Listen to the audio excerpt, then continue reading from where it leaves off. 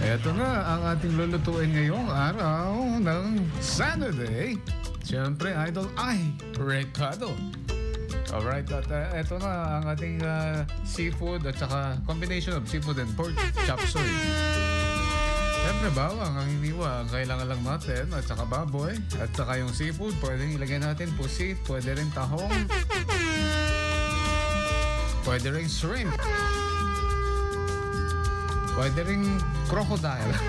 Joke lang. Ano ba? Ano ba may mga seafood dyan? Kung ano yung mga fish fillet, pwede rin.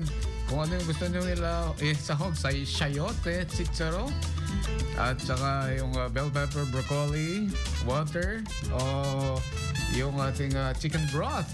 Yan, para mas masarap. O kaya pork broth at saka toyo and soy sauce, oyster sauce. Ayan mga idol, asin and pepper to taste. So pag nag-isa mo na yun, ilalagay mo lahat yung mga ingredients, yung mga pampa-aroma at pampalasa, yung mga seafood and then pork at saka yung ating vegetables equals. Okay na to. Ayan, tikiman time. Rapsa. Ito na yung ating seafood and pork chop suey. Yan na mga idol. At yung mga may gustong ipaluto sa akin on the air, huwag kayong mag-atubili na sabihin lang sa atin. Alright, at meron pa tayong bagasti ay ngayon. Meron pa tayong bagasti ay at ang ating word of the day. Ano bang sinabi nilang word of the day? Hindi ko na narinig.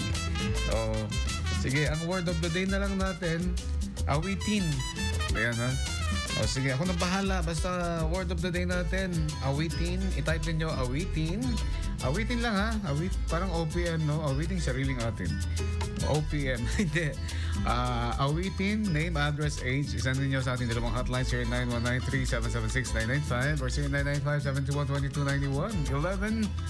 11:35 ang ating oras mga idol at ang oras natin. This time check is brought to you by Empress Shampoo for impressive hair.